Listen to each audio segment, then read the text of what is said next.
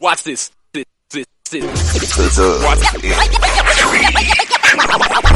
Next, football talk is a big hit. Sunday nights to Wednesday nights, we striking a match cause we lit. Y'all know the name, we call it the Dub. On Friday nights, it feel like a club. Getting that VIP treatment on the sideline, they showing us love. Great interviews, go Hugs. Put in work, go Rugs. Texas youth and high school talking to page on Facebook, hold up.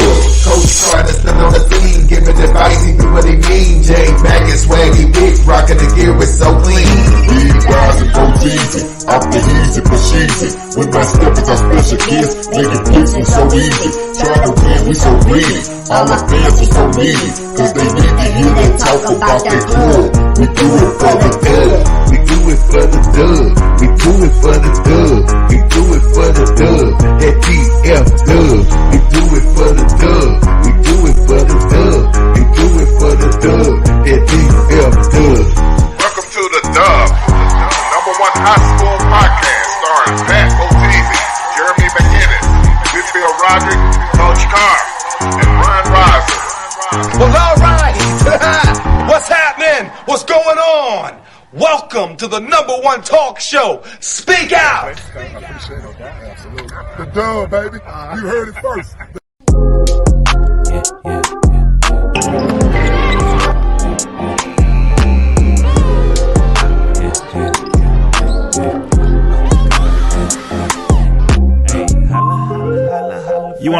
You want a real view? What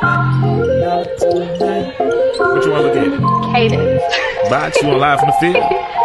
You gonna need a real shooter for this one. Hey, holla, holla, holla, holla fame. If they talking down about me, put $1 by the name. How you trying to play without me? No, I'm running with the game. How you thinking it's a game? I ain't playing about a thing. Make them holla, holla, bang, bang, bang, bang, bang, bang, bang. Make them holla, holla, bang, bang, bang, bang, bang, bang, bang. Make them holla, holla, bang. Hey, yeah, let me slide. Raymond Wesley, you can reach me on Instagram or Wesley25. I do weddings, birthdays, personal orders, whatever you need, all bacon. Phone number 816-359-1762. And then also you can email me at rwesley1920 at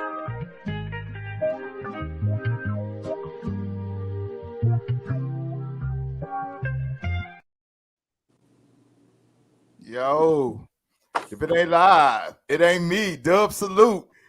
Episode 74 in the building. Coach Carl, who's 74? Who's a good 74? Bob Lilly. That's a good one. That's a good one.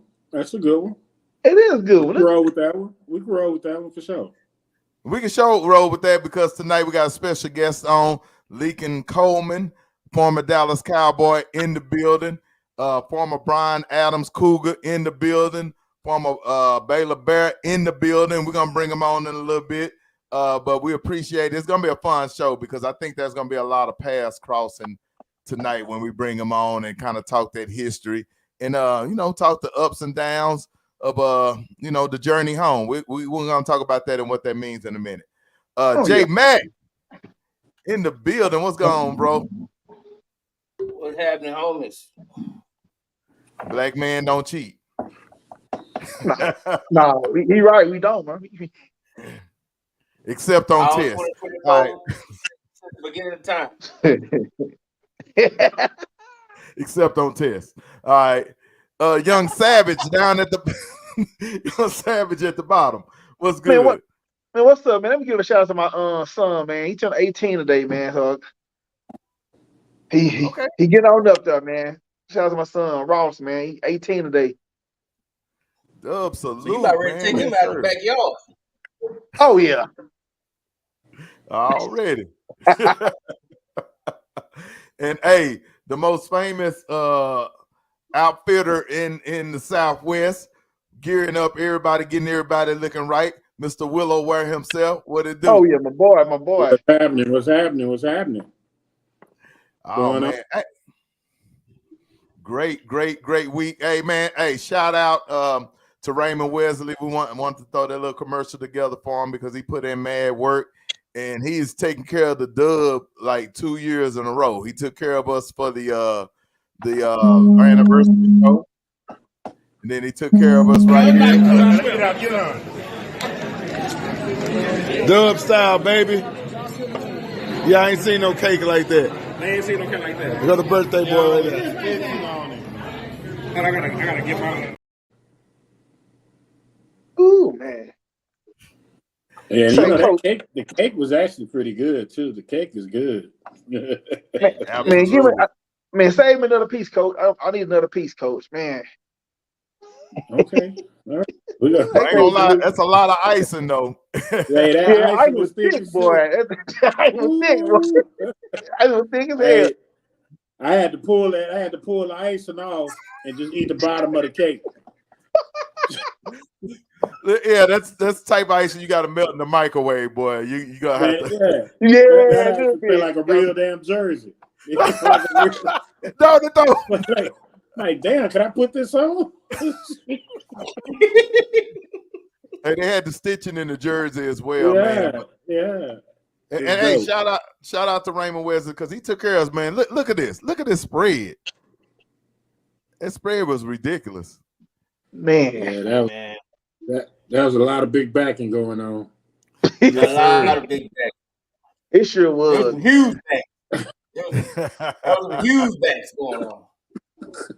Absolutely. Oh man, I paid for that money. Hey, man, that was good eating though. Man, that was good eating. It was. Yeah, we gotta do that. We gotta do that once a month, fellas. We actually do. We actually do. We gotta meet up and we can invite, a couple coaches, some of the homies that really been fooling with us, and you know what I'm saying, and go have some beers and some wings, cause hey, ain't nothing like fellowship over beer and wings. Absolutely. Absolutely. And especially when it's on them. So that was all good. Hey, but yeah, like I said, happy birthday week to Coach Carr, man. I had to same to you, bro. Yeah, absolutely. But I had to dig up some old pictures and stuff like that, man. I'm like, look at my boy right there, no mustache and all that, boy, looking hella intimidating on that screen. Oh yeah, that's him with Big Moose, right? Yeah. I ran into Big Moose the other day, man. He was out there donating some barbecue to Cedar Crest. Yeah. Okay. And then right here, I like the red drip. The red drip was always crazy for Carter. I always dug the full red outfit, man. That was intimidating. All right, so just I'm gonna just tell you about the drip. See, back in the day when we spatted, we used to put our shoestrings outside our spat. Oh, I see that. You see what I'm saying? Yeah. And we rocked the black. You know what I mean? Like the 88 team started rocking the black before the Fab Five. Okay. So we just kind of kept it going. That's why if you see, a lot of accent colors, black was that's what we was rocking. Black gloves, black wristbands, black tights, black spat. Yeah. Well, swag was on dope. I see it, man. Look, you doubled up on the wristbands and everything. Oh yeah. Big ass thigh pads. Back then, that's it. And the high rise. Don't forget the high rise. Yeah, we had the high rise. You had to put the belt through the. Yeah. No doubt.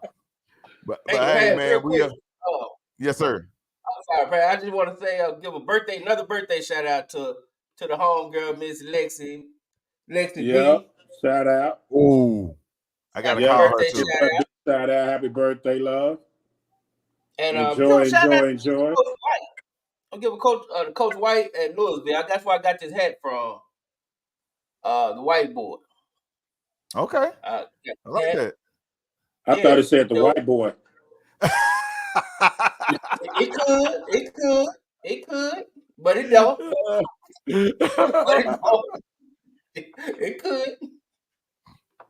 No, that's hilarious. Oh man. But hey, without further ado, man, we got our guest waiting in the background, Mr. Lincoln Coleman.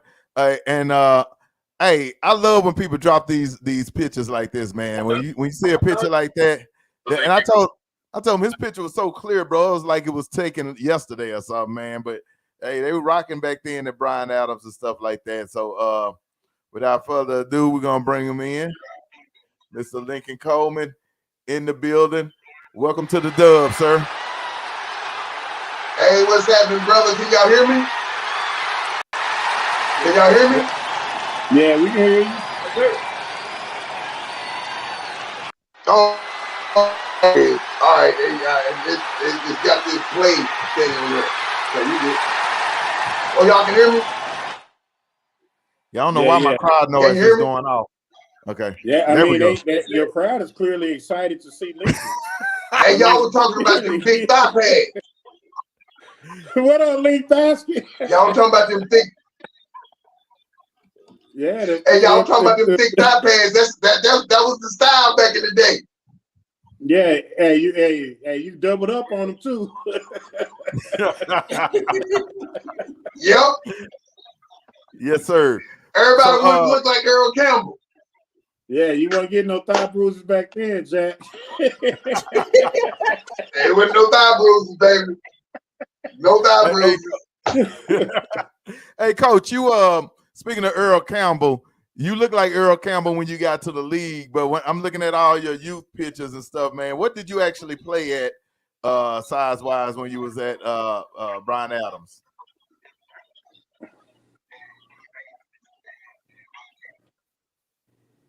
I'm sorry, say that. Ask me again. No, I'm saying we was talking about Earl Campbell. Say? Okay, I'm saying you look like Earl Campbell when you came to the league, but what size did you play at when you played at Bryan Adams? When I graduated from Bryan Adams, I was 6'1", 170 pounds. Woo! Wow, you had the height, but you probably look a little thin. Yeah, I was. Yeah, you know what I mean. But all right, yeah, I was thin. I was thin, but we always lied about my weight. 198 was they put. Hey, that's okay, Coach. I was 6'4", so. And they always did that in high school, boy. I was attracted to the scouts. That's probably how you got that scholarship offer to Notre Dame. So so tell us about your high school years, man. Kind of walk us back. No, it was because I was a dog, baby. I was a dog. Hey, I was a dog, baby. That's why. Yes, sir. Yes, sir. Well, walk it back, man. Tell us how, because in Texas, we breed nothing but dogs out here, man, pit bulls. Tell me how your high school career was. I know y'all won district in 85, 10-5A, but just kind of walk me through your freshman to senior year and how you ended up getting to Notre Dame, and then we'll go from there. Well, here's I'm born and raised right here in Dallas, Texas, man. When I was 4 years old, we moved to Orenwood Park, right over here off of Dolphin and 30, and I grew up playing for the East Dallas Jets. That was our football team. Okay, we used to practice on the same field with this semi-pro team called the Panthers. Okay, South Dallas Panthers or something like that. And every once in a while, they try to get us over there to, lock horns with them. I'm like, wait a minute, aren't you an adult? What the heck am I doing? You know what I mean? On the same field with some, semi-pro guys. But that was my coach back in the day. He thought that doing that kind of stuff turned us into men. So I'm with these Dallas Jets my first year, and they say, hey, tomorrow is picture day. Okay, this is my first year on the team. So all these other guys that's been on the team, nobody was like, yo, I'm gonna go get my haircut. Because I was just like, yo, I'm gonna get my haircut. I'm gonna get ready for picture day. But picture day meant back in the day, you stand with your arms behind your back, and there's a dude 10 yards away from you who runs and hits you in the chest, and you can't flinch. And I was like, horrified. I said, what the heck? So I said, what part of football is this? So that's the type of culture that I grew up in. My coach, when I was a running back for the East Side Jets, said, give nothing but your helmet and your shoulder pads. Even though I was a skinny fella, I was a pounder. That was my thing. So once I I played 2 years of Pop Warner football. I got hurt as a 6th grader. Okay, I bruised my hip and I ended up on crutches. And my dad was so hot because he's not all about sports. My dad was all about education. So he told me, he said, "Hey man, no more football for you until you get to high school." So he got me enrolled. I got accepted into Pearl C. Anderson. Be accepted in there back in the day, and they had 0 sports. 7th and 8th grade year, playing. I was in a band. I was a tuba, trumpet, and baritone horn player. Okay, had no sports. I didn't play any Pop Warner football, nothing until I got to high school. Now, right before my freshman year in high school, they changed the district for me. I was supposed to go to Woodrow Wilson with Tim Brown. Tim Brown lived right across the street from me. When I say right across the street, I could throw a football in his front yard. Okay, so I grew up with him. And they changed the district, and the district ended up sending me over, getting bused to Bryan Adams. Now, my dad, okay, he was a Air Force vet, Vietnam,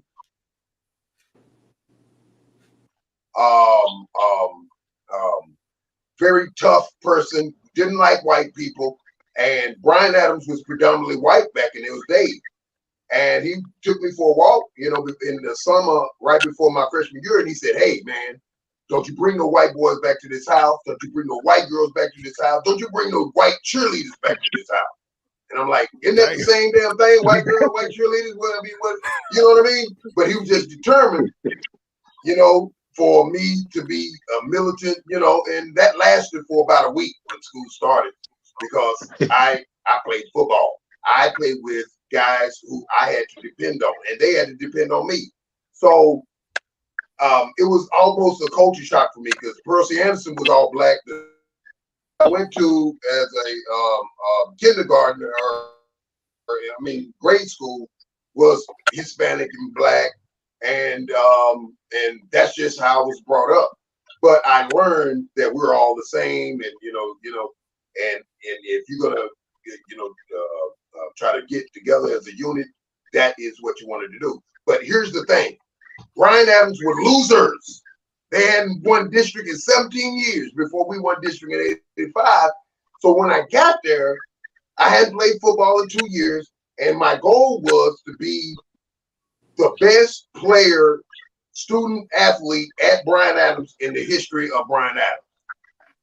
I said, this place. I mean, they've had professional players at Bryan Adams, went to college, Texas, and some that went to Texas A&M. We've had guys leave there and go off and play college ball, some NFL, that another thing. But I said I wanted to be the best player ever to come out of Bryan Adams, and that was my goal. But when I got there, we had a garbage team, garbage head coach. My freshman year, after my freshman year, they brought 9 freshmen up to varsity for my sophomore year, and we were the guys that made the difference, And so they fired our head coach right my sophomore year, and we ended up getting the greatest coach I've ever been under in my life, Jackie Edwards. And Jackie Edwards taught us how to be champions. He taught us how to compete every day, so that game day is practice, is just you doing what you suppose. There's no thinking. There's no thinking on game day, because you've done it all during the week. And he just meant so much to me. But we ended up going 1-9 my sophomore year. Now, back in those days, you had to win district to go to the playoffs. Okay, there was no second place. You ended up in the playoffs and all of that stuff. Y'all remember that craziness? And so the next year, we said we wanted to be champions, and we ended up winning district that next year. And going into the playoffs, we beat Wilma Hutchins and ended up, losing to Plano East. But my high school career was, I had a fullback my junior year, absolutely awesome. I had 1,500 yards. I won Class 5A Russian record, and my fullback had 1,100 yards. That's the kind of team we had. We ran that ball, and we just was committed to being winners, and that's where I learned how to be, how to compete, how to practice, how to work hard, how to be accountable, and and I learned a little bit about human nature, and after my senior year, we lost to K-Dub. Which one of y'all? Oh yeah, that's right, my man Pat. Yeah. We were 7-0, Pat, and Roosevelt was 7-0. Okay, this is my senior year. Every major scout in the nation was there. All right, because there was a lot of heavy hitters on both sides of the ball. And it came down to the last play of the game, and K-Dub caught an 80-yard touchdown and broke our hearts. Okay? Yeah, 80-yard touchdown. The next week, we were still brokenhearted, lost to Spruce. 82 on the year and did not go to the playoffs. Ooh, that's how it was back in the day. Now everybody can go. Back then, was it 2 teams or 1? It was 2 teams, right? What'd you say? I said back then it was 2 teams that went to the playoffs, each district, or was it 1? I was just 1. One. Just 1. We went 8-2 my senior year and did not go to the playoffs, bro. Yeah, I don't think they changed it to 2 until that's how it was back in the days. I don't think they changed it to 2 until about 89 or 90 is when they went with 2. Yeah, probably 88. Probably 89. Something like that. Yeah. Because I played at Duncanville, we were broken hearted. I mean, we lost the belt, and then Spruce came up that next week, and we. No doubt. Hey, fellas, y'all got any questions on the high school tip? Because we got a journey to go on. No. Okay. All right. So after that, successful stint at Bryan Adams. Well, I'll tell you this. Yeah. My sophomore year,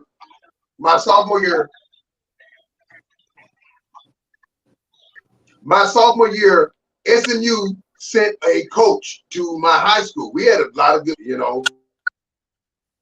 remember SMU was the most cheapest team in the history of the college football. Well, they sent a coach over. He was supposed to be our head coach, but it was too obvious. So they made him our defensive coordinator. From my sophomore year till I was a senior, I was on SMU's campus every other month. And that was not what's supposed to have been happening. That was illegal. And so when I'm getting ready to, I wanted to be, part of the Pony Express. I wanted to be Eric Dickinson. I wanted to be Craig James. And right before my senior year, that's when they got the death penalty. And Notre Dame was the backup plan. Notre Dame was the first choice. SMU was first choice. And then I said, you know what? I'm going to go play with my brother, Tim Bryan. I grew up with him. He grew up across the street from me. And I said, next best thing is Notre Dame. So my head coach was brokenhearted about that because he wanted me to go to Texas. And I'll tell you the truth right now. I'm going to tell you something. My head coach, I have not talked to him since I graduated from high school. Damn. And that's a damn shame. It is a damn shame. Hey, did SMU go? I didn't know about the SMU part. Did you have a Corvette at the senior prom? Hey, they offered my dad a house in Highland Park. My dad said no. They offered him a job in Highland Park, and my dad said no. They didn't understand. My dad didn't give a damn about football. I did not talk football with my dad. I talked football with my mother. My mother is the one who picked me up from school, picked me up after games. She's the one to be like, baby, why you fumble on that play? You're supposed to da-da-da-da-da-da. I'm like, oh, mama, this, that, and other thing. My dad did not talk football with me. He talked about education. He talked about, what I was doing as an adult, as a young adult, trying to grow up and figure out, the the world at that time. You know, my dad went through a whole lot. He was an atheist at one point, and then he ended up, you know, there was this guy, a buddy of mine named Shane Curran. His dad, funniest guy I've known.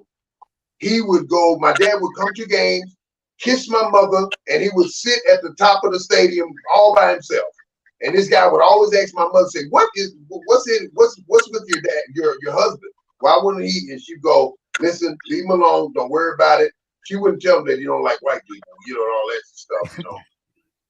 But he would say, I'm going to go up there and I'm going to sit with him. So a couple of games, he'd go up there and he'd talk to him. My dad barely give him conversation. Then a couple more games, he'd go up there and my dad would talk to him a little bit more. He'd say, yeah, that man's kind of funny. Then all of a sudden they became buddies. Then I was involved with Young Life, Fellowship of Christian Athletes, all of that stuff. So I would always bring Bibles home. And the next day I would always, my Bible would be in a different place. Well, I wake up one morning, my dad always got off work around 4 o'clock in the morning. He worked for the Dallas Morning News my whole life. And I seen him sitting in front of the TV listening to this man. He was a white man with a beard, had a big chair, and he would tell you, he would teach you about the Bible. And I watched my dad listen to this man. And he brought him back from being an atheist to God. And he became a heck of a lot more tolerant and a lot more loving, and became a better man, through this friend of mine, his dad, and listening to this guy on TV. So, there was an evolution with me and my father. My father and I, we had a tough time communicating with each other. I was the oldest, and it was almost like we just couldn't communicate. We had a tough time being. I'm a mama's boy, card carrying. You want me to go get my wallet? I'll show you. but that right there was a tough situation in high school. But my dad didn't give a damn about football. I always talked with my mother. But like I said, Notre Dame was second choice. Well, that's crazy though. But I guess that's how long that SMU money was. It was long. SMU money was long, baby. Hey, it's about as long as this comment that somebody left. I think this is the longest comment in Dub history. Do you know Kerry Van Zandt? It's a good one though. It's a good one. Yeah, what they say? Kerry Van Zandt. He said in high school, Lincoln used to bag our groceries at Skaggs, Alpha Beta. Remember that store on the corner of PD and Garland.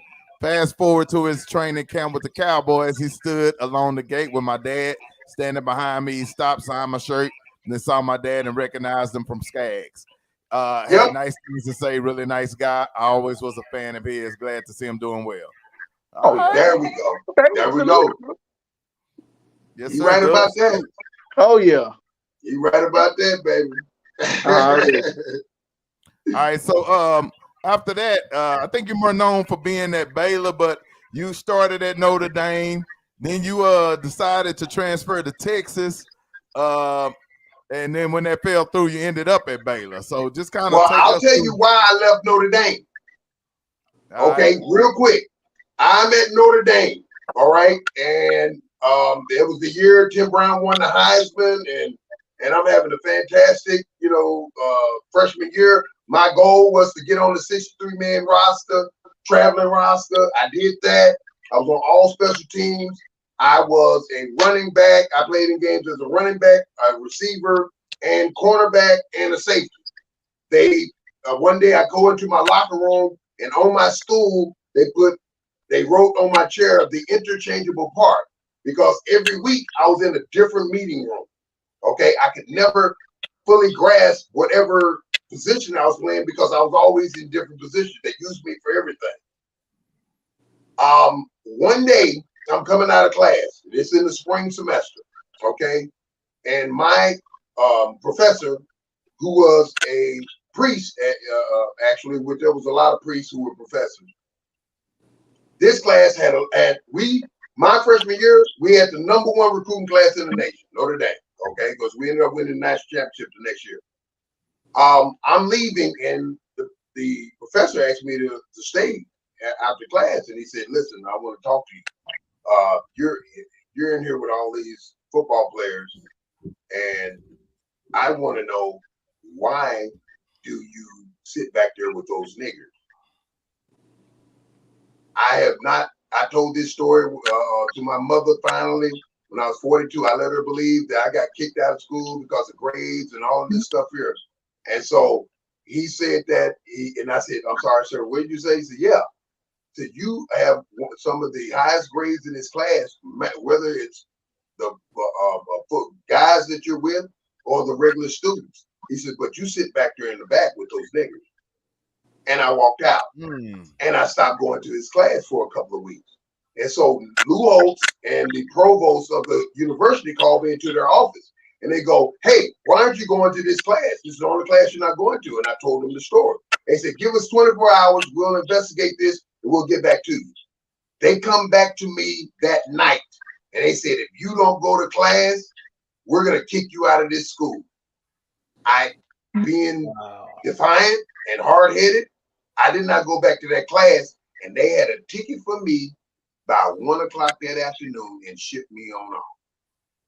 I never told anybody that story out in public until now. That's why I got out. That's why I was kicked out of Notre Dame. Not because of grades and all of that stuff there. This one class, this one professor, and making sure that my mouth didn't open up and tell this story to anyone at that time. Wow. But I'm not only surprised. Notre Dame. I wouldn't expect nothing less from Notre Dame, man. That's what y'all Exactly. do. Yeah. Touchdown, Jesus. Yeah, man. You know, anytime you start standing behind the business of Jesus, man, you got to watch them. They shady. Amen. They do what they do, baby. They do what they do. Yes. But I knew I'd land somewhere. You know what I mean? I knew I'd land somewhere. But I ended up, Texas was the first place I was dealing with. Texas was bringing me in the off season. And because it was a spring semester, I couldn't sign up for class in the spring semester. So I was at home. And the day that I was supposed to go to class for Texas, my mother drove me to Austin. And we're in the registrar's office. She says, "Yeah, this is my son, Lincoln Coleman Jr., and he's here, to sign up for school, and I'm here to get him all signed up and everything." They said, "Okay, yeah, we see him here, but we don't have a scholarship for him until the spring semester." And she's like, "What? Yeah." And they never told me that. They just kept me, on the hook until that first day. And so my mother said, "Excuse me, ma'am, can I use your phone?" And my mother called Baylor University, Grant Taft, and said, "Mr. Taft, my son doesn't have a scholarship to go to school right now. Do you have one?" He said, "Stop right in Waco and drop his ass off." So I go from Austin to Waco. Mama said, "Goodbye, baby." And that's how I got to Baylor. In one day. That's how I got to Baylor. Not because it was my choice, but because my mama made a phone call and said, "Your ass is going to school." So how do you feel? How do you feel being the first person to hop in the portal? First person what? To hop in that transfer portal. Yeah. And Luke was in that portal early, boy. I invented the transfer portal. Hey, he the grandfather. He the grandfather. That's right. Hey, that's right. Hey, man. Oh my God. Hey, he done committed to 2 schools in one day. 2 schools in one day, baby. Hey, in 2 hours. Yeah, that portal hell, ain't like a it was only right. It was only right that you went from Catholic to Baptist. Yeah. Oh, hey, and let me tell you something. Them Catholics, they do it. They do it, man. I'm talking about they act bad up there, baby. But they go right down to the grotto and they say their Hail Marys and all this here, and they go right back to doing what they do. But the Baptist, Southern Baptist, man, hey man, Baylor's rule, they had a rule on Baylor's campus. No dancing. And if you were an unwed woman and you were pregnant, they kick you out of school. Yeah, I heard that back in the gap. That's tough. Hey, so they did that in Utah, Ricky. I didn't know they did that in West Coast. That was Utah. Huh? I thought they did that in Utah at Brigham Young. Yeah, that's BYU. My man could play in the NCAA tournament because he had sex before on campus, right? Yeah, right. There you go. Hey, you weren't even supposed to have sex on campus. Nope. Oh, that went to hell the moment you showed up. Hey man, it was horrifying. I went from the largest Catholic university in the nation to the largest Southern Baptist university in the nation. Are you a preacher yet? No.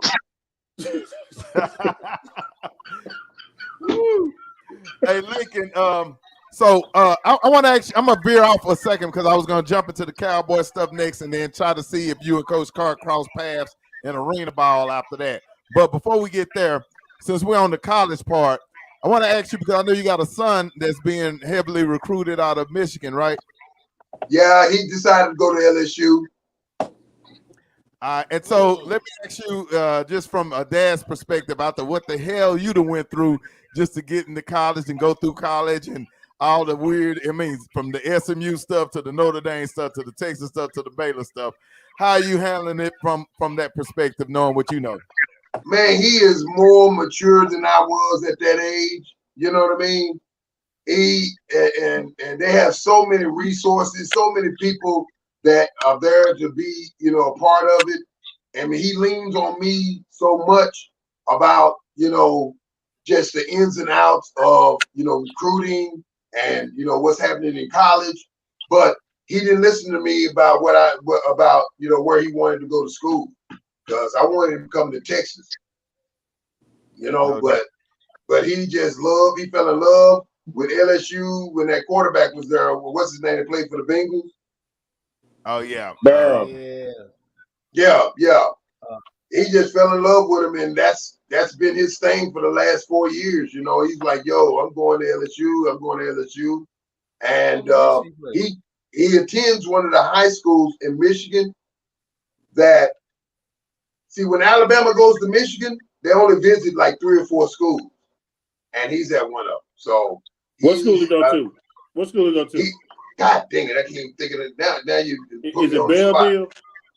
No, God damn, Grand Belleville? No, not Belleville. God dang it, I cannot think of the name. Is it King? Is he in the city?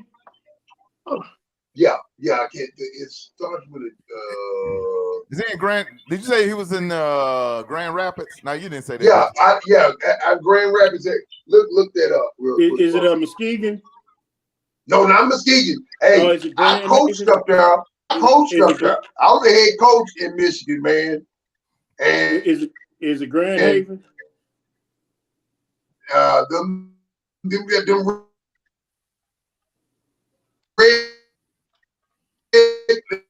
red dots.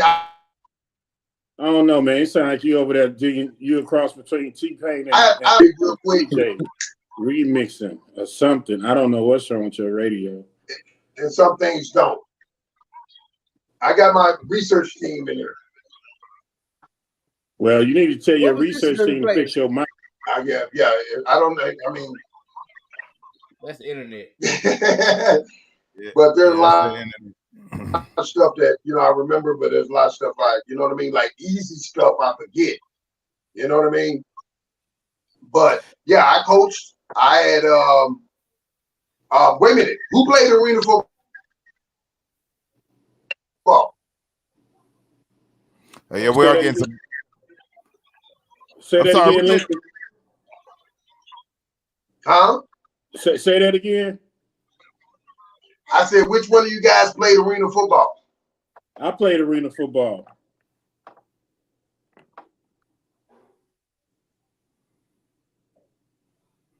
Yes, I said, which one of you guys played arena football? I did. Who'd you play for? I played for the Orlando Predators, Georgia Force, and the Rampage. You played for the Grand Rapids Rampage? Yeah. Yep. I played on the team that won the championship in 2001. I remember when you played and won the championship in 2001. Yeah. We won it. Yeah. We won it in 99 or 2000. Oh, you were there in 99? I played with Orlando. We won it in Orlando. We won it. Oh, yeah. You won it in Orlando. Yeah. I was with the Milwaukee Mustangs. Yeah, I remember them. Nah, we won it with Jay Gruden and Barry Wagner. Barry Wagner, boy. Yeah. And he was 100 years old still playing for arena football. Yeah. Hey, and was still the best player on the field. And still the best player on the field. Yeah. You remember downtown Johnny Brown downtown? Yeah. Yeah, that's what's his name, daddy? Yeah, that's Brown, 84 with the Steelers. That's his daddy. That's his daddy, man. Yeah. What? Downtown Eddie Brown. Eddie Brown. Downtown Eddie Brown. That's all it. Hey, they wouldn't throw any routes to him over the middle. It was all deep posts.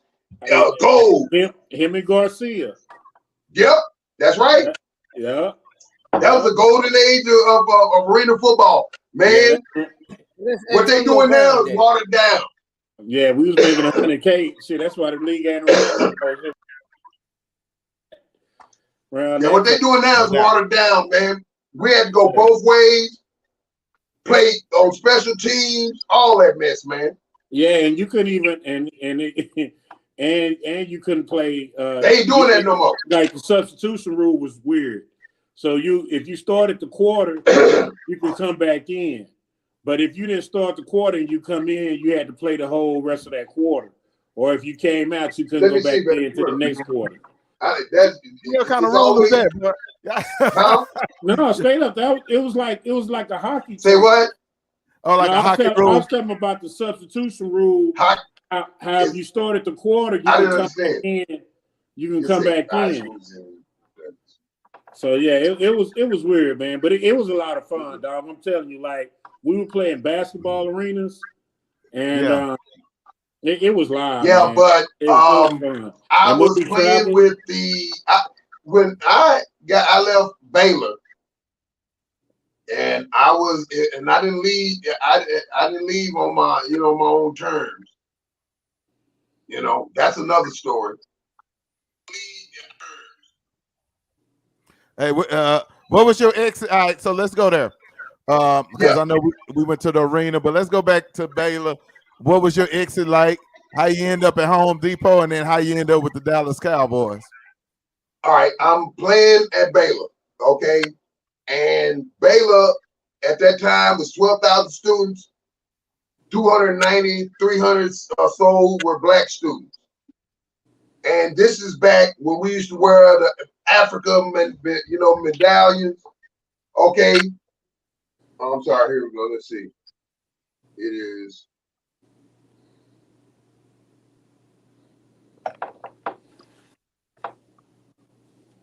Man, I'm stuck on that. Don't worry about it.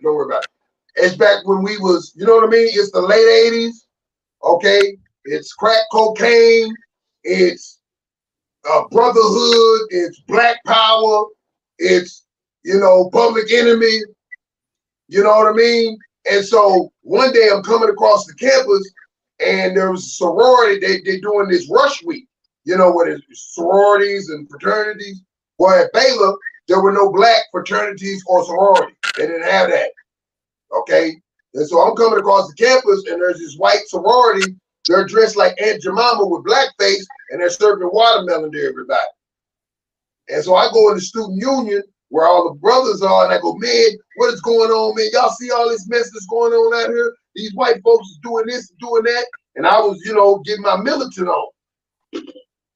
And they were like, man, what are you going to do about it? There's nothing but what we, and I'm like, man, I can't understand why we're being so complacent.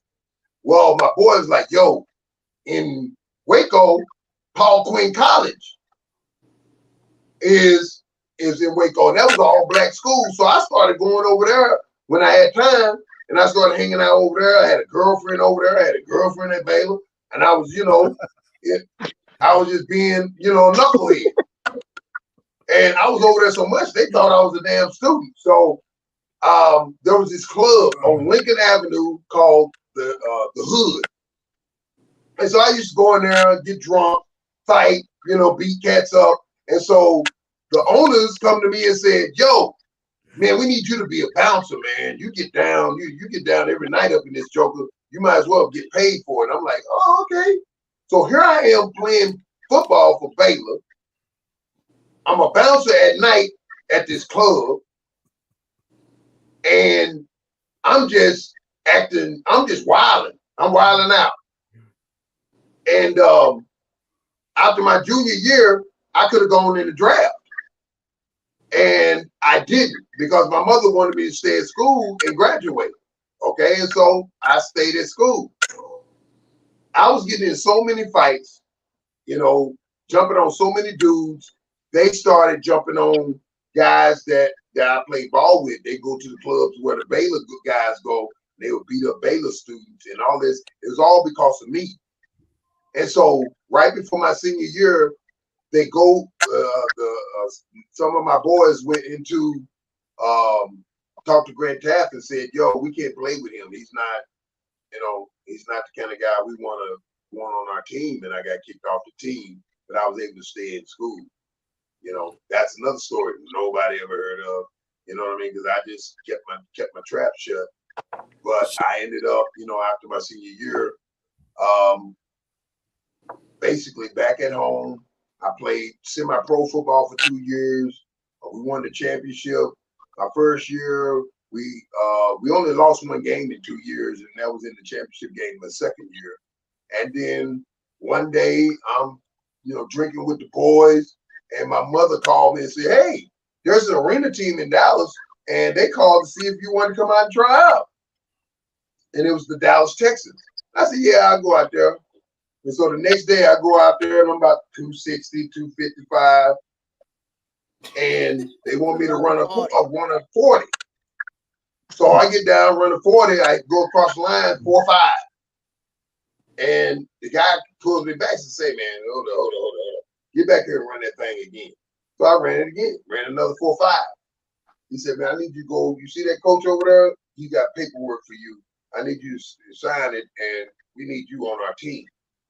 Out of 300 people who tried out that day, I was the only one to sign to make the team. Damn. I go to the Texans, and I never played arena football before. I was with Coach Trigg. I don't know if you played with Coach Trigg in Grand Rapids. I think he was gone. Maybe you had Frazier. No, I ain't had none. I don't remember them dudes. Yeah. I think you had Frazier or Coach Trigg. But I ended up playing 1 year with them, and I get hurt at the end of the season, right before the last game of the season, and I go into the locker room and I'm getting treatment, and my trainer is just acting funny, and I'm going, "Hey man, what's going on?" He says, "Man, Link, God dang it, the Cowboys called. It's right before, because our season was right there, right.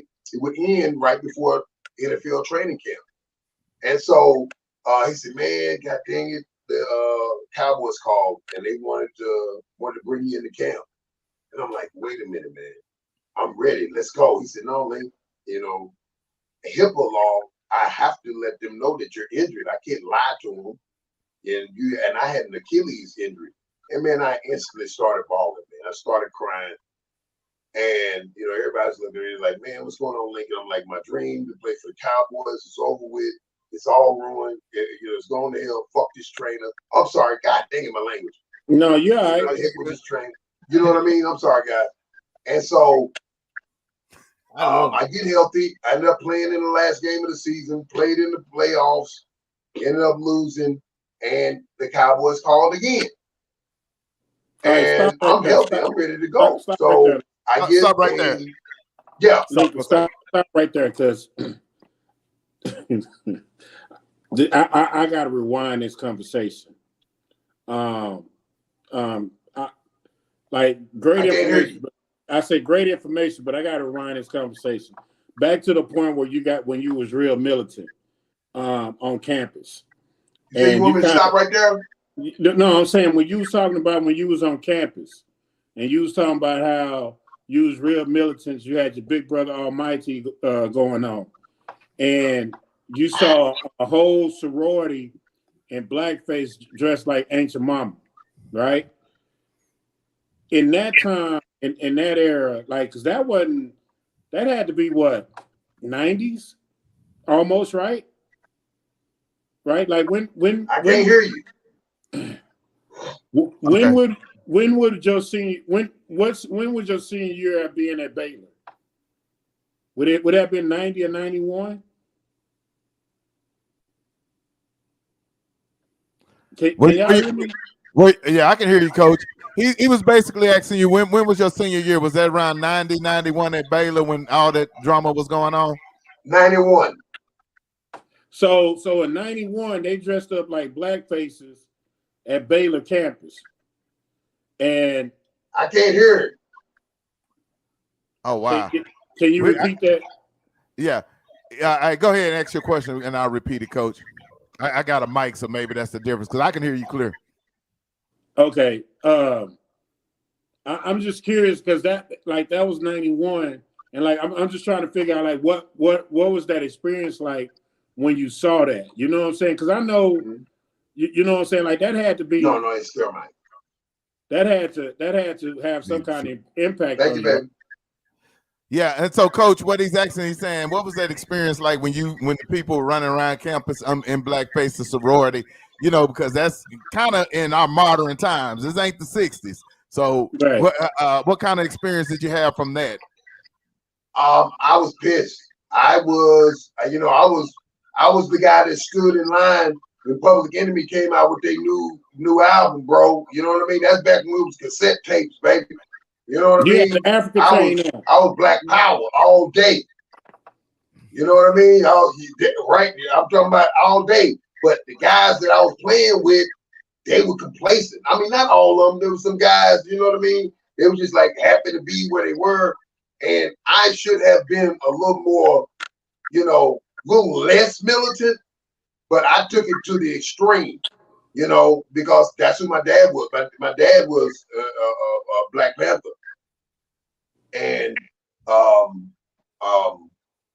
that's how I was raised to, you know, fight the power. You know what I mean? And so it was tough for me to handle. And so I would not, you know, hang out on campus. I didn't hang out with guys that I played ball with. My roommates, I didn't hang out with them. I became reclusive. You know what I mean? You know, I was just out on my own. I was just, you know, just drinking and hanging out with women, and it messed my head up. It wasn't anything. Blackface on a college campus, handing out watermelon, white women, and the white men was over there just, you know what I mean? Like it was just, it was like it was normal. And my whole life I've been taught that was not, you know, how life was supposed to be. So it just destroyed me. And I went off the deep end. I just took it somewhere else. You know, my mentality was, you know, I wasn't going to be around all that. You know, so I didn't hang out with guys that I played ball with. You know. Wow. Yeah, that's crazy. That's tough. That's tough. I'll tell you this. Okay. I'll tell you this. You can't hear me now? Go ahead. Okay. Go ahead. All right. I think we got a delay. I think the issue is we got a delay. So okay.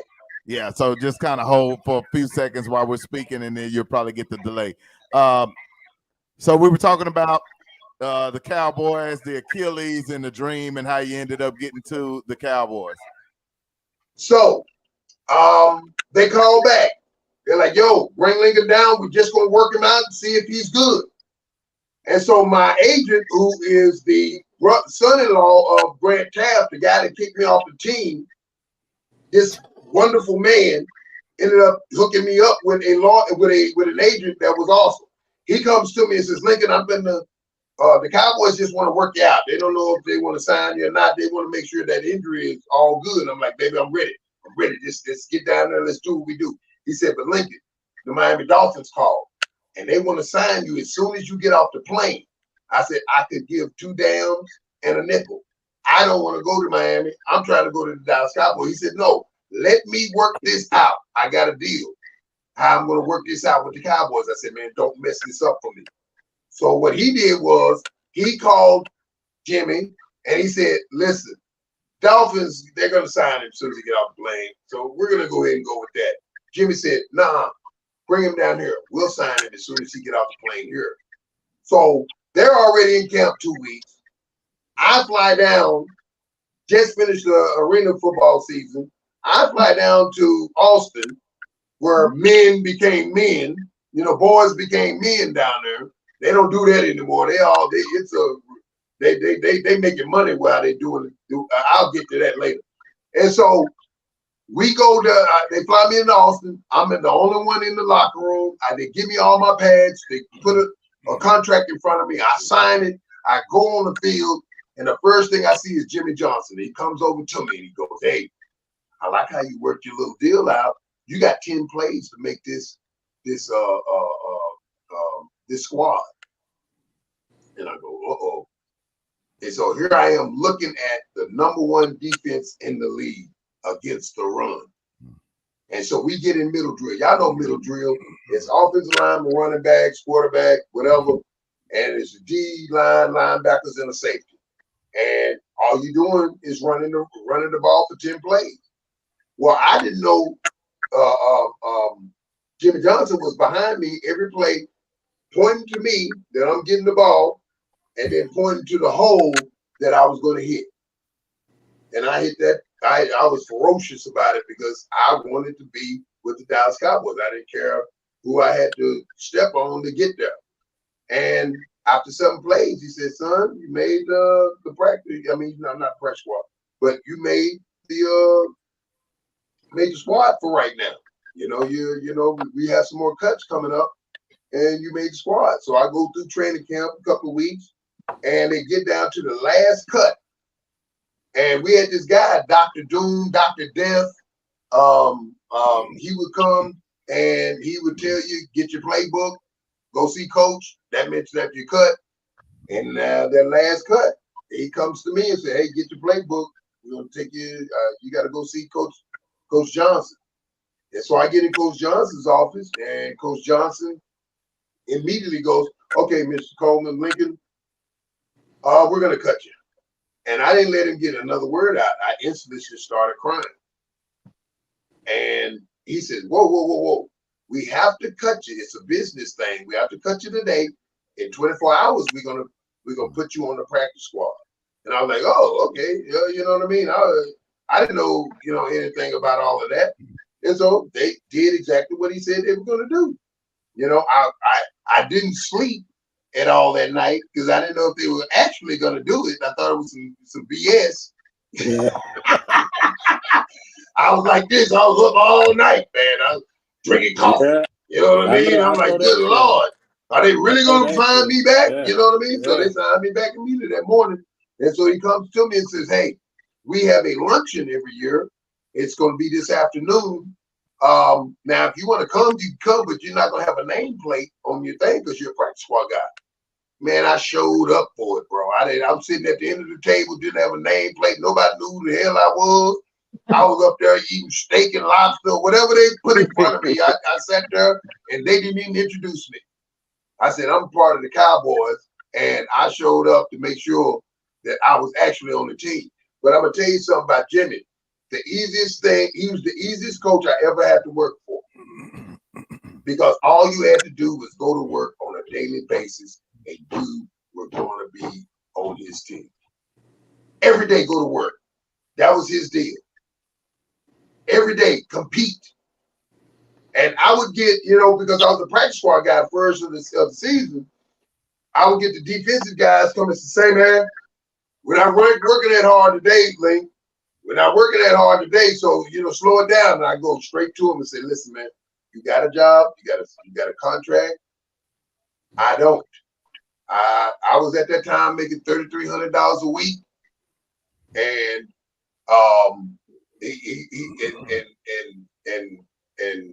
it wasn't guaranteed. So I said every day I have to go to work, or else I'm going to get cut. And Jimmy cut people every Tuesday on your day off. Like in Friday, said, man, how you get fired on your day off? Well, Jimmy did that. That's how Jimmy cut you. He would cut you on your day off, man. And so that's how, and y'all heard all the stories in the 90s about, you know, how wild we were. Man, we would go and do all kind of wild stuff at night, but we show up to work every day, 6:30 in the morning. We worked from 6:30 to 6:30. We didn't have to leave our complex. We had chefs that cooked lunch, breakfast, lunch, and dinner for us. And we did not leave that complex until everything, our work was done. And we went to work every day, no matter what we did at night.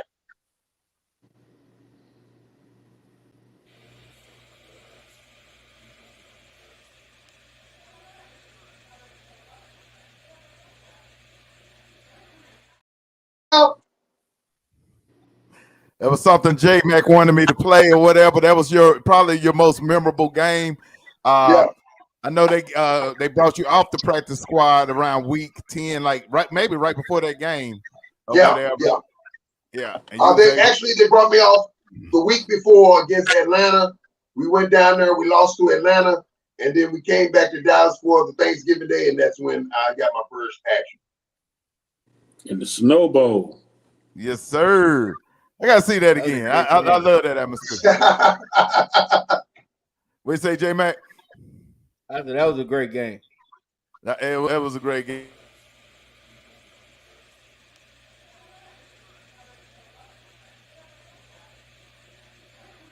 As hell. I'm talking about. I thought I was floating on top of the ground, man. I didn't even expect to play, but because we brought 3 running backs to that game. Derek Lassick was the second team guy, but Miami's running back, I forgot his name, big fella. He was making it happen on the ground, and so Emmett had bruised his thigh the week before. And Jimmy was like, well, let's put another big back in there and let's see what we can do. And we, had a little success, Absolutely. I think this was on the next touchdown in the NFL. That was in my duty. A runaway victory from Dallas at Metro, Minnesota. Break. Yes, sir. Little celebration stuff. I don't know. We're gonna call that the Bryan Adams or something. I don't know what we're gonna call that. I didn't even know how to celebrate, man. Nah, hey, was that your first touchdown? He was saying that I don't know what's going on with the mics, but he was saying, was that your first touchdown? Yes, that was my first touchdown. Good deal. So, all right, you come in, you got a little success. You get to stick around for a couple of years. You talked about the era of the cocaine Cowboys and stuff. Was you at the White House? Was you kicking it with Mike? Listen, I had a key to the front door of the White House. Okay. Hey man, I'm gonna tell you something. So I had, I was living with someone. I had a girlfriend. Me and my boy K-Dub, your cousin. Cuz had a wife. Okay, and he had his own, home, and I had my own home. Well, K-Dub and I had an apartment together, also. Okay. And we throw some underwear in there, some pictures, and act like that's where we actually live, and that's where we take our little honeys. Okay, and so guys were getting in trouble. Big E had that major accident, and you know what I mean. This is back when away games, when you come back, they have ice chests full of beer and liquor for the plane flight back. So we were blasted drunk every time we landed in Dallas from wherever the hell we played. Okay. And then they stopped doing that after Big E had his car accident because we would go from the airport to a club or wherever the heck we would go. Well, Big E had gotten to that accident, and then the press started following us everywhere. We hear about, there'd be the news say, "Oh, we seen Kenny Gant at such and such place with some women and this, that, and other thing." So Michael Irvin goes, "Listen, guys, I got us a house. Okay, it's a 5-bedroom house, big screen TVs in there, PlayStations, and this is the only place we're gonna kick it, man. We need to keep everything in house." And that house was right over the fence from where we practiced. It was on Dorset Lane, my jersey. So, it was on Dorset Drive. And we had everything that you think jumped off: cocaine, marijuana, women, alcohol. We did it all. And I wasn't a cocaine guy until my last year, and I'll get to that later. But I've seen more drugs in the NFL than I've seen on the street. Damn. It was down, man. It was free flowing. Describe a night, man. What was a typical night like in the White House? And the women were, and here's the thing. Here's the difference. I get your question, Coach Carter. Here's the difference now with the women. Now these women, they want the bag, and they advertise and this, that, and it's not like they're doing it because this is it's not like they're having sex because this is what they enjoy. It's a business. Back in the 90s, men enjoyed sex, women enjoyed sex. We enjoyed drugs, they enjoyed drugs. It was a mutual, everybody, it was almost like the 60s. The 90s was like the 60s, the free love, and everybody was having a good time, and you know what I mean? There wasn't, you didn't have to, there was no, there really wasn't a whole lot of brain wrestling when you was a Dallas Cowboy. It was, "Hey, how you doing? I play for the Cowboys." "Oh, okay. Where are we gonna go right now? Back to my place or yours?" You know what I mean? There was not a whole lot of conversation going on. Right to the Did point. you used to party at Cowboys Cafe? Hey, man. Hey. I used to walk in that cafe, point, let's go, and I was out of there. That's how crazy it was.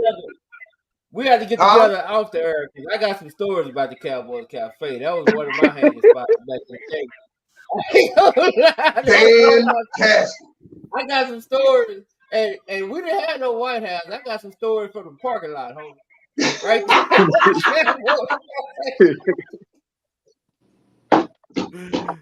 Hey, Coach Carter, did you get your question answered about the typical night? No, I want to hear what the typical night was at the White House. Okay.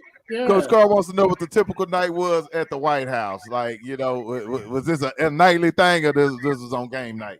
Every day. Okay? Here's a typical night. Practice is over with, everybody's chilling. We go to the cafe, get some food, drinks, whatever. We come back to the house, and there will be naked women in there. Those naked women will be serving us food, passing around plates of cocaine, rolling up blunts, making sure the place is clean, make sure we have our drinks. They were almost like a lamp. You know what I mean? You come in the house, you don't even recognize a lamp in the house. You know what I mean? Yet it was so often that they were there, there was sex all day, every day. Off season was crazy, but during the season, we had, that was our place to go and sit down and chill and kind of unwind, and be rowdy and be young men, young 20-plus-year-olds, and yeah, it was whatever you imagine. Hey, my brother went to North Texas, okay, at that time. And I would tell him and his roommate to come down, and I go, listen, go in that room over there, the third room on the left, and you're good. And they go in there and have sex, and then my brother, you know, his MO would be, as soon as he's done, he get the hell out. It was therapy, coach. Therapy. You know, thank you, big bro, and then he tear his ass. Yeah, that was part of recovery, man. So it was anything that you could think of, we did. Man, look, it seems like since they shut the White House down, the Cowboys ain't been the same. Is that the key to I know, success? man. We haven't been the same since. Do we need the White House back? Hey, man, I'm going to tell you something. There's no commitment. There's no commitment in these guys, man. There's no love. There's no, they don't know how to turn, they don't know how to turn it on, you know, once the season is over with. They're just, I mean, I can't call it, man. I mean, they just, there's no want. There's no oomph. There's no, listen, guys, the season is over with. To hell with what we did, 12-5, 17-0, whatever. This is a new season. And so we have to do something. We have to step our game up. I couldn't believe how that game was played against Green Bay. It was disgusting. And Michael Irvin showed you how disgusted he was. He said, cut everybody. How do you feel about that, man? It wasn't for show. He wants some heads to roll and not one head roll. Hey, Carl, what's that question again? Well, I mean, I want to know what does he like he said it was disgusting, right? Like, what does he think the major problem with the Cowboys is? Okay. What do you think the major problem with the Cowboys is, you know, after that disgusting display of you know, football? No accountability, no sense of urgency, no love for you know what? I'm just gonna say it. There are no, man, I can't say it. I'm just gonna say it like this. Hey, we on the dub, baby. You gotta say it. You can't ain't no niggas on the team, man. Now. Shit, you done gave a whole drug deal. There ain't no dudes. You done gave us the whole White House. You can't. You done gave us the floor plans and everything. Hey, here's what I'm saying. Here's what I mean. There are no dudes who are disgusted by losing, who absolutely hate losing. There are no dudes whose whole identity is winning football games and winning championships and making money and winning rings. There are no dudes on that team like that. I thought Parsons was like that. But Parsons ain't a dog. He's just a very talented player who can do talented things. But when we really need him, he doesn't show up. Michael Irvin, Emmitt Smith, those guys would stab you in the chest if when we lost. We will be sick all week. That's why when we lost, we would lose the next game too, because we couldn't get over that other damn loss. That's how we lost. We lost 4 games in 93, in 94, in 95. We would lose 2 games in a row because we couldn't get past the other game that we lost. You know, we couldn't get that shit out of our system. We had guys on the team that losing meant the worst thing in the world to us. It was the worst thing that you could do, was to lose a damn football game. So that's what I mean by they don't have any just guys that don't give a damn. They gonna go play football. They gonna practice hard because their whole identity is wrapped up in winning and becoming a champion.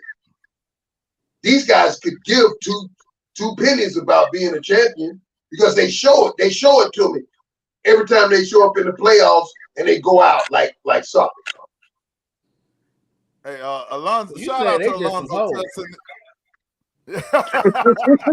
Huh? You said it. They just some hoes. Talk that talk. Hey man, Hey, I call them bros, man. They bros, man. They don't know how to turn it. Hey, we didn't discuss during the season. I never been on a team like this. We didn't discuss who we were gonna play that week. Didn't talk about them that much because the way we practiced was enough to get us, and showing up for the game and kicking somebody's tail. We took pride. We were a disciplined team, yet we were wild. We took pride in beating your face in. You know what I mean? And then the last 4 games of the season, that's the ass whooping. Whoever's on the schedule, you're getting your head beat in. And then when we got to the playoffs, that's when we start having discussions. Okay, we're gonna play in the Giants, man. Man, I tell you, man, we're gonna have to cut it in and do this and do that, do it. We had a different mindset in the playoffs. It was man, we just love winning. There were guys that just love winning, so. Hey, shout out to Alonzo Tutson in the comments, man. I think he's winning the comments of the night. He's just been going hard the whole night, and we get one person to do that every single. Who was it last week, J Mac? What did he say? It's always somebody. It was always somebody. It was Mitchell Ward last week. Mitchell Ward, yep. Mitchell Ward. Sorry, guys. Salute to the fans out there, man. Y'all damn fool out in them comments. They tripping.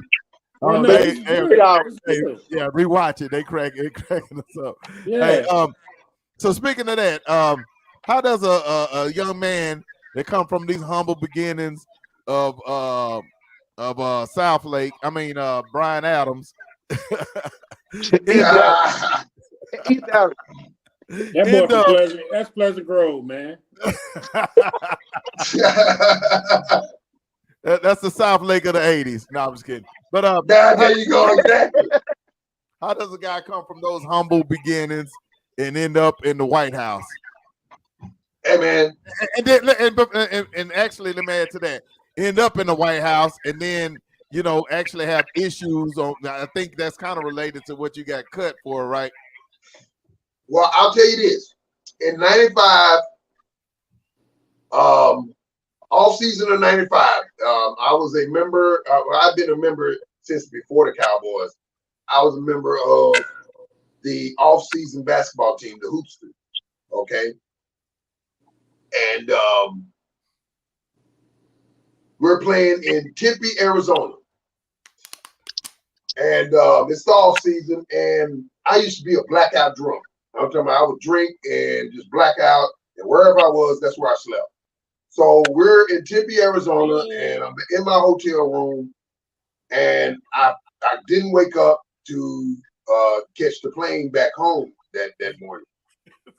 And so when I finally wake up, I look at my phone next to my bed, the red light is going off, and it's a message from Michael Irvin.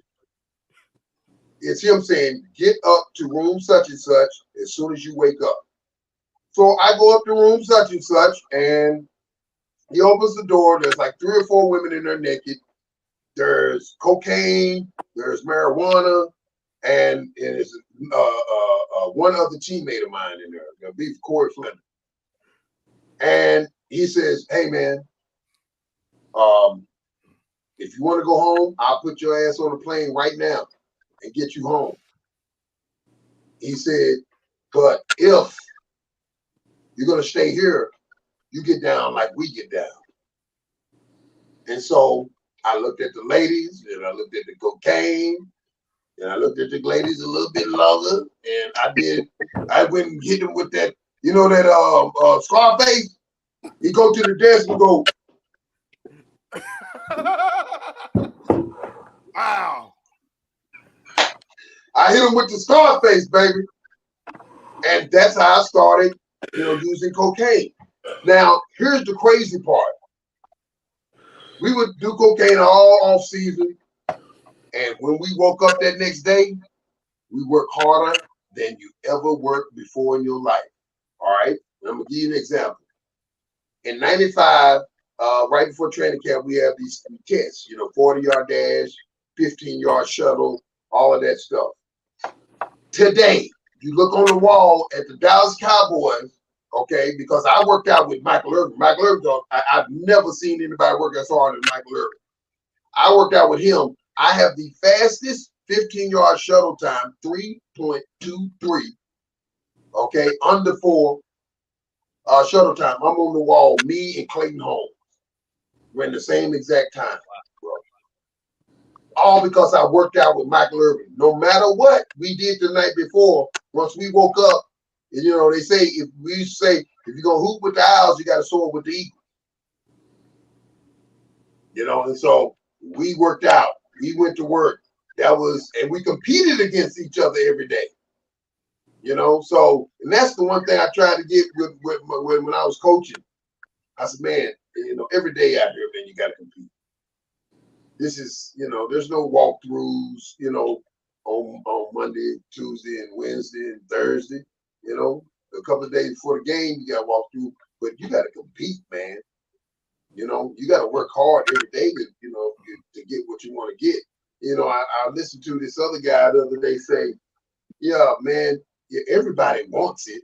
I said, yeah, I hear you about everybody wants it, but what are you going to do to get it?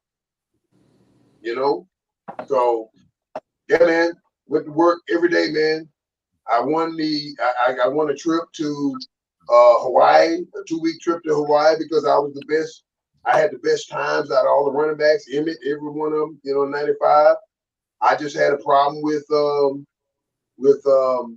Barry Switzer. He had a problem with me, and I ended up getting, released and ended up in Atlanta. And I went to Atlanta because they had $5 table dances down there. I'm like, wait a minute, what's going on, man? Let me head on back down into Atlanta. I had other teams want me, and I said, wait a minute. Atlanta called. I said, I told my agent. I said, man, I'm going to Atlanta, man. I'm going to Atlanta. He said, why? I said, man, they got $5 table dances down there. Because we played in Atlanta. Man, let me tell you something. Hey, that was on Monday So we night. played the Super Bowl in Atlanta. Then I got some stuff I got to do. Hey, we played Super Bowl in Atlanta. All right. First day we get down there, we in a big ballroom, and the mayor of Atlanta is there. The host team is there, and they go, "Hey, welcome to Atlanta, and these are the places that you're safe to go to, and then these are the places that you shouldn't go to." Michael Irvin stood up and said, "Excuse me, guys. We've been to Atlanta before. We don't need any instructions. Guys, let's go." Damn. Yes, sir, Mr. Irvin. And we ran into the parking lot to get in one of them damn limos and go to the damn club. I spent my first night in Atlanta. I'd never been to Atlanta before until the Super Bowl week. First night, I spent $11,000 in the damn strip club. Was you at Magic City? And it was $5 table dances. Was it Magic City? Magic City, baby. On a Monday Magic night. City. Did you On get a the Monday wings, man? Hey, I was eating wings and I was naked. Oh, Lord. You was naked. Bro, check this out. So check this out. So, hey, they have a spot in Magic City where you go downstairs and there's where the women they get dressed and all of that. Where you go past their little dressing room and they have a room called the Egyptian room. It's dark, and they have a little dancing area for a woman, for private dances and all this. So the Buffalo Bills is on one side of this room and the Cowboys are on the other. And I'm the only dude in there with tennis shoes on and drawers.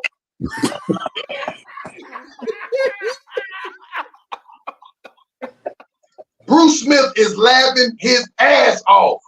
He said, "What is wrong with this country ass boy here? He act like he ain't never been in a strip club before."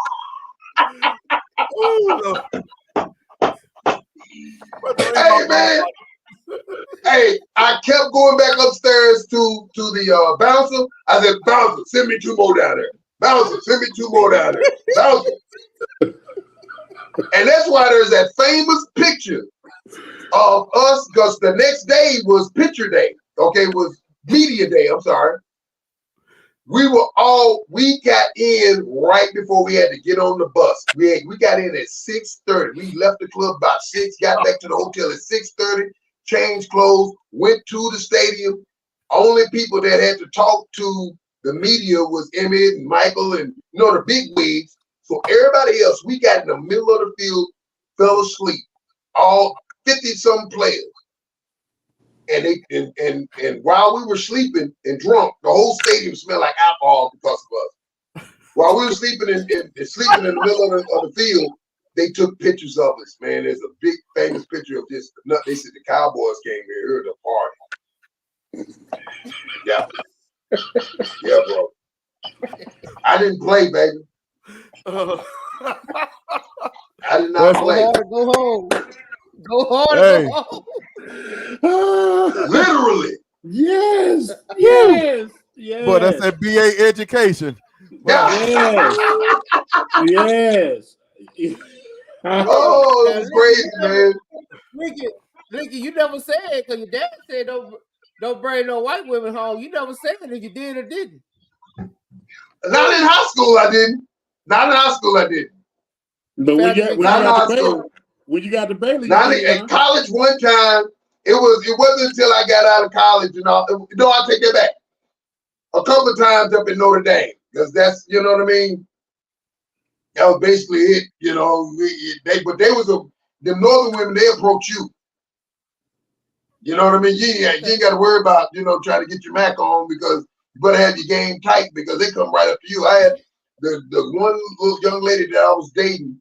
We had a freshman mixer, a freshman from Notre Dame and a freshman from St. Mary's. It was an all-girls school about 3 miles up the road. They came over and we're sitting there listening to music and stuff, me and my boy.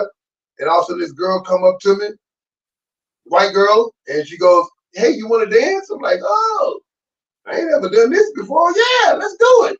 Man, she became a girlfriend. You know what I mean? I'm gonna say, I know you had plenty of white girl when you hooked up with Mike. Right. Hey. Hey, man, I tell cats all the time, I say he had double dimes. They weren't dimes, they were doubles. Damn. Oh, man. Woo! We got to do a documentary with you, bro. Hey, man, we gonna have to do a show number 2, okay? Like a mug. Yeah, we're gonna do a part 2, man, because I take care of my mom, man. I gotta run and get her on her breathing machine.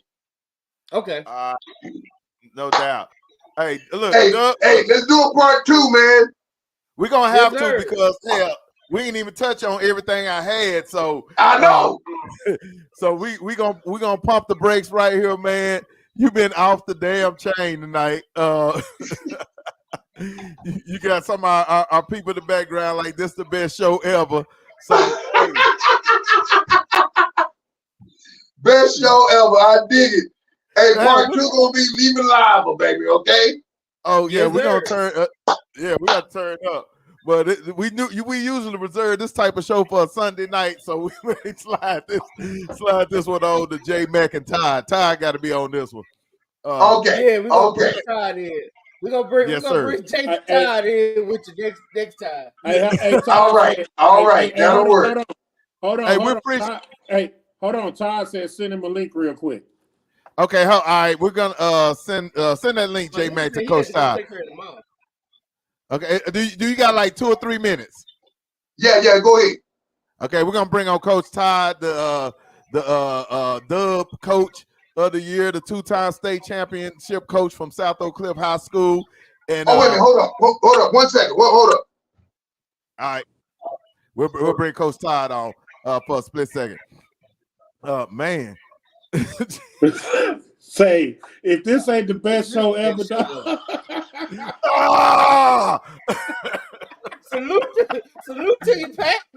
God damn, Pat, you did that. Woo! Woo! That's all I can say, boy. Oh, hey, this might be some Cat Williams type shit. Hey, we need that. Here we go. We got Coach 2 times.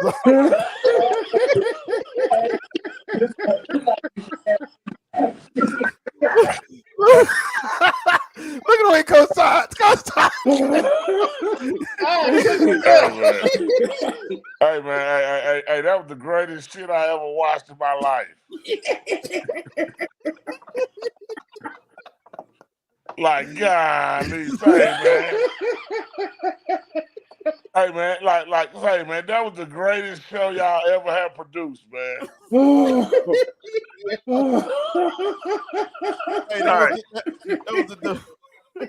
Hey, that's the new correspondent for the Dove right there. Yeah, we gonna get him to the game, Todd. We get him to the game. Yeah. Hey, that boy say he Scarface that shit.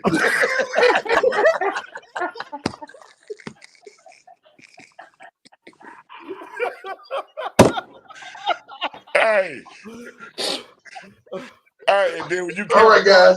Hey, when you kept showing that picture with the Summer Creek Cups looking at that show.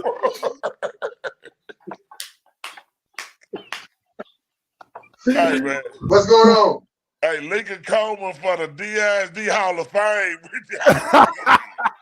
Lincoln Coleman, DISD Hall of Fame. We voting for it now. Hey, right now.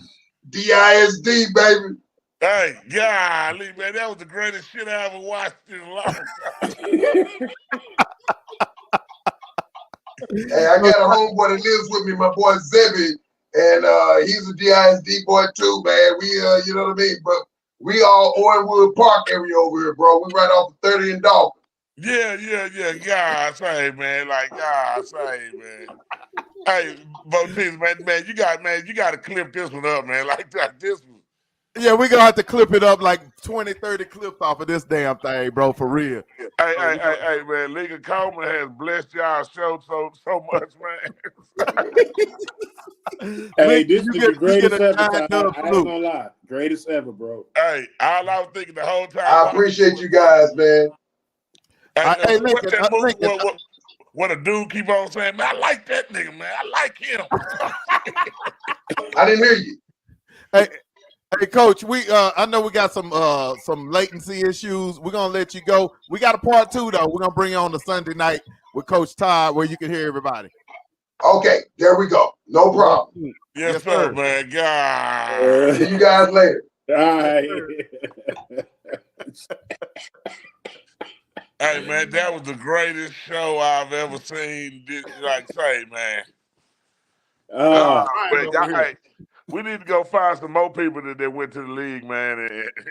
No, we need to go find some more Cowboys. What we need to go find. Yeah, goddamn, we need the ones that ain't afraid to tell the truth. Yeah, we need to go find them 90 Cowboys. Hey, man, hey, my dude said I Scarface that shit.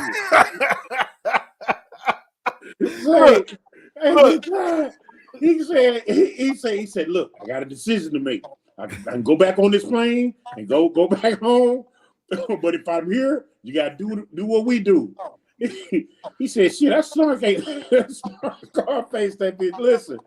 But Todd, he also said that was the first time he done cocaine and he ain't stopped saying it. Right. That boy, hey, Rick James says a hell of a drug. Man. Shit. Hey man, they need to do the Cowboy story over that shit, man. On the cool. You know what I'm saying? That's a 30 for 30. Hey. That's woo. J man. I ain't gonna lie, man. That was hilarious. Hey man, I was just watching y'all. Go back and watch the show and just watch y'all facial expressions. Now, Todd, I didn't want to do it on the air, Todd, but I bet you we could compare. And I remember seeing Lincoln back in the day. Some of them Cowboys Cafe stories, because that was one of my hangouts. That was one of my hangouts back in the day. I would tell you, it used to be wild before they made it to the White House. Like the parking lot used to be crazy, like freaking crazy. Oh yeah. Every time I would come home, wild. every time I would come home from college, I would go to the Cowboy Cafe on Tuesday night. That's it. Tuesday night. On Tuesday night. Hey man, y'all need to do like a Lincoln Coleman segment like Dave Chappelle's show, man. For real. Yeah. Story time. Story time. Story time with Lincoln Coleman. The keeping it real. Where you find him at? Like where you find him? All right, so the cool thing was he actually reached out to me because I ain't even get to the part about how he found out about the dub or anything, but he reached out to me, friended me. I sent him a DM. He sent me a DM, and I was like, you know what? Let me go and get you on the show, because when I found out the Bryan Adams connection, that made it make sense for him to be on the show, and he was cool with it. We set this up like back in December, so it's actually took from December to now to get him on the show. Man, I can't believe you been sitting on all that gold, boy. All that gold you been sitting on, guys. Man, this one might make it to ESPN, Jack. Hey, man. I'm chopping this one up. I'm chopping this one up, especially them Cowboys comment about they need some niggas. Yeah. Well, basically what you were saying, they ain't got enough thugs. They ain't got enough thugs. They ain't got enough thugs. Hey man, like that can't be life, man. Like God damn, I can't believe what I just watched. Bro, and look, happened, Todd. It was very real. Look, in your mind, you can imagine all that stuff happening as he was saying it. Yeah, I was like, say, man, that dude told me the whole truth and nothing but the truth, so help me God. Hey, he gave the address of the White House. I'm gonna go by there. Uncle Dorset Lane or something. It was just a mystery to everybody else. Now we got a location. Wait a minute. And he threw my second cousin under the bus. God, dog. I hope he ain't married to the same woman. So he was giving it up. If that was a true life autobiography, what that looked like was, if that was a tell-all, we just saw one. Yeah, we just saw one.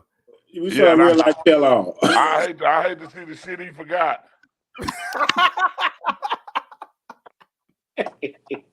Hey man, hey, that was a classic, man. Absolutely. Yeah, we gotta chop that one up.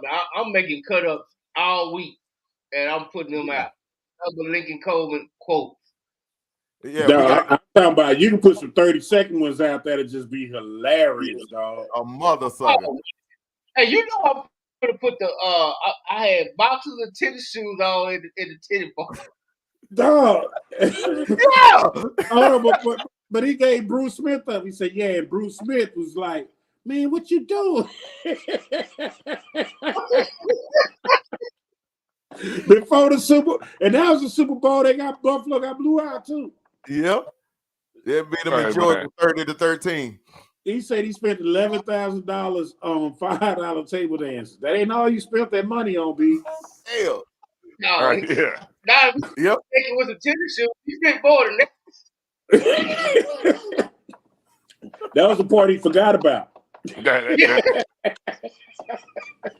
That dude say he get drunk and wake up where he get drunk at. Yeah, he said they all laid out on the floor, wasn't they? They woke up on the floor. On the 50-yard line and the whole stadium smelled like liquor. He said that was a blackout play. I was like, whoa. Yeah, the Cowboys ain't like that no more. No, I told him ever since they shut the White House down, it's been over. Hey, listen, man, I'm telling you, look, Ms. Carruthers, it's true. The White House seemed like to me was therapy for the whole team. Yeah, absolutely. Like that's part of their recovery. Like, yeah, they did it together. They did it together. And Todd, isn't that what you want for your team? Yeah, you want the end of the day. Together. Yeah, they brought. That dude said women was like lamps.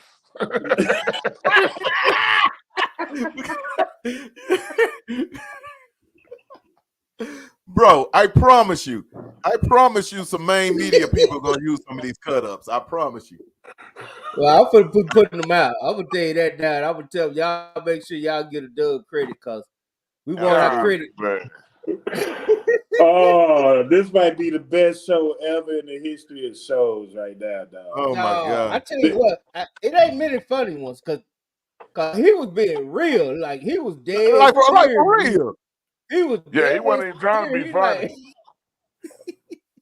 He said, if you party, you get down. If you hang with us, you get down with us. So you got the white titties and this cocaine and weed. You could go home or you could. Yeah, and you gotta respect Michael Irvin. He said, "Look, dog, I'll fly you home." Like he was like, "Man, you got a choice to make. You can hang out with me if you want, but if you don't, you can go home. It's cool." Yeah.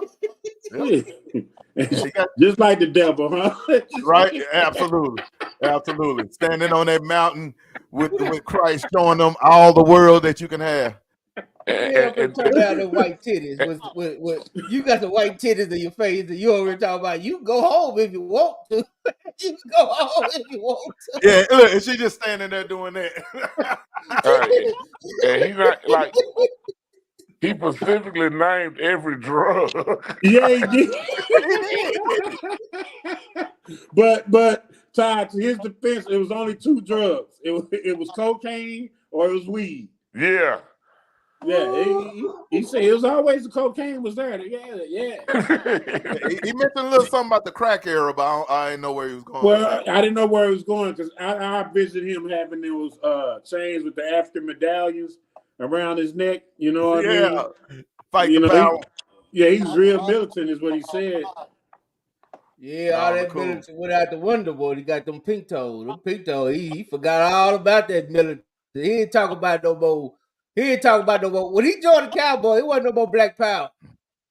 Nah, you know, yeah. But hey, the Black Power went out the window. He went white boy crazy. He said, "Daddy, you a liar." You's a liar. He went Geno Jennings. Hey, Pops, you been bamboozled. They got 2 things. They are some good white people, son. Boy, that boy went party like a rock star. I'm like, God, dog. Hey, he came out of college with his boombox like what's my band on Mo Better Blue? Radio Raheem. Radio Raheem. Oh man. Golly, man. Man, y'all boy have a good night, man. I just want to commend y'all because y'all should win one of them awards for that. We're gonna try because we're gonna chop this up and put it out everywhere, Coach. Yeah, that shit need to be on 60 Minutes, man.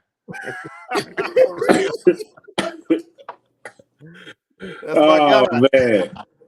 That's classic right there, boy. God, you got blood Lincoln for that one, man. But how about he said he made a business decision? He made a business decision behind $5 table dance.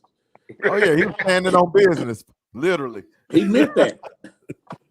I'm gonna go to Atlanta. They got $5 table.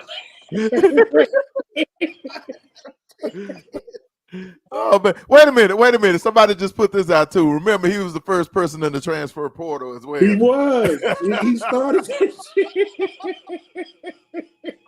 Hey, but hold on. He was also, I don't know if y'all listen though. He also was the first person with the NIL deal. Right? Remember he said he was beating up people? Stuff. No. When he was in college, he said he was beating up people in the club. Said, "No, man, we want you to come here." Yeah. Right? So and be a bouncer. NIL deal. Yeah. NIL deal. And wait a minute. And he started with the SMU level where they were trying to buy a dad at house in Highland Park. Listen, he's telling the truth because everybody and their mama wanted to go to SMU back in that time. And that just shows you how the NCAA is wicked, man. They gave them people the death penalty and come back and now they're doing the same thing and it's legal. Right, on the cool. Yeah. Yeah, that's I good. love this comment by Chelsea Johnson. He was standing on business while skiing on the slopes. Yeah, he definitely was doing that. Say you remember that episode on Martin when Tommy was with Aquafina? Yeah.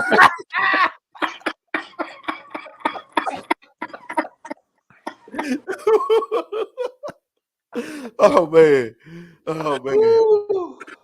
Look, I ain't never did a show that I've been exhausted after the show. I'm like, this took all. I don't think I laughed this hard in some years. Yeah. We gotta get him back on. Yeah. Hey, 2024 is still undefeated. It's still undefeated. Boy. Yep. I ain't gonna lie, Pat. You on the road, boy. You had Mathis. You had Mathis. You had Lincoln. You on the road, man. You on the road, bro. Yeah, I think these numbers might eclipse the Sunday show. Hey, and wait till we do the Texas Made with Coach Todd and Ward. Me and J Mac are gonna sit down with them. Yeah, we gonna dig deep. So Coach Todd got a lot to live up to and stuff. So you know what I'm saying. You got to top that. Yeah, I need all them Coach Sample stories. I need whoever walking naked at the grave at Lincoln. I need all that. Hey, I definitely got to get you to re-say when you was a young coach at Skyline, you threatened to knock the kid out the wheelchair. I ain't even heard that one. It was that when he was coaching soccer? No, he said Skyline. Yep. That was Debo then. That's the one that threatened to knock him out the wheelchair. Yes, sir. But hey, we appreciate everybody. Man, the comments was crazy. Oh, Lord. My Lord. My head hurting. I love it. I appreciate y'all. Y'all got the closing thing I want to say before we get out of here? Say, man, great show. That's all I can tell you. Great show, man. I ain't gonna lie, man. I showed up today. I was planning on beating Batman up out of here because I ain't been feeling good. I've been working in the cold and rain all week. Man. I was like, I'm about to duck out with Batman, but woo! Great show, man. That's why you got to go in with an open mind and a clean heart. Absolutely. Because I imagine in the pre-show, y'all probably like, okay, okay. But I just talking to him, I knew he was gonna be good. I didn't know he was gonna be that damn good. And we had some great conversation. I didn't know it was gonna go off the ski slopes. I knew some of this stuff. I didn't know all of this. But what was in that cup? That's like water. Was it just water? I don't know. Clear. Might be some of that white liquor. I don't know. But I'll tell y'all some stuff off air too. But as to why the energy probably was that way, which I love. But yeah, I don't want to say it on there. But I think some people did allude to it in the comments. But man, shout out to Lincoln Coleman. He is a DISD treasure. Vote him into the Hall of Fame. He was a hell of a player, when he played. He was an all-American, all-American, not all-state. He was an all-American and an all-state running back. So that means he had some juice. He was there with the Tim Browns and the Will Cars and those likes. So, man, shout out to He's Dallas on. He's Dallas on. He's Dallas legend. Look, and we didn't even get to the part that he actually coached in DISD too. So we'll save that for next time. I'll give y'all some more background. It's probably a whole nother 8 hours of with Lincoln, man. We just gonna keep bringing him on, man. We just gonna keep bringing him on until we make sure you got probably gonna have to run out of material with Lincoln, man, for real. No, on the cool. He got content. He got content for days. Look, and the funny thing was, somebody gonna come to the I'm gonna tell you that. Grimes. Yeah, because Grimes did shout him out. Grimes was lurking in the background. He'll be on Grimes time with Todd next week. Look, he already in the DMs. Hey, the other thing that was funny, and we gonna have to tell him. He said, man, I got a whole team over here setting me up. He had like 2 or 3 people setting up the camera, trying to get that right. We just got to figure out what the mic issue was. why he couldn't hear everything, but he had a whole team, so he was prepared to go in. He had a whole team. That was crazy. Yeah, he was feeling himself, man. Hey, a couple of shout outs before we get out of here. I want to shout out Coach Ty, and I meant to do it while he was on here. Man, shout out for you contributing to the Wings. The Dub plans on doing a hangout once a month. So whatever other coaches want to contribute, shout out to Coach Allen, who came through. He contributed on some drinks. I don't know. I ain't even seen the picture where we took with him. Now, anybody got that picture? Because I ain't seen it posted. He came in. He came in and he eased in and eased out. He missed all the pictures. Hey, but he did drop some jewels while he was there. Yeah, he did. You know, he kind of got pressed for his absences on the show. Absolutely. So, absolutely. So as a matter of fact, we probably need to get him on in a few weeks and talk about it. But he got to explain himself. He got pressed by the press. You know, that Dub pressure is everywhere, baby. Absolutely. Shout out Coach Biotti. Man, he did that. He came through and brought gifts and all that good stuff. So we appreciate him. Man, episode 74 has been a damn fool. We appreciate everybody tapping in. And then I especially want to thank Raymond Wesley because he came through, showed up and showed out and contributed to the Dub hang as well. And we're going to bless him with another showing of this commercial as we get out of here, man. Episode 74, it's a classic.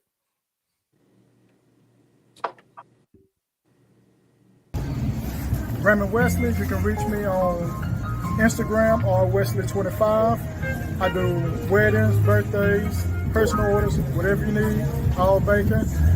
Phone number 816-359-1762. And then also you can email me at rwesley1920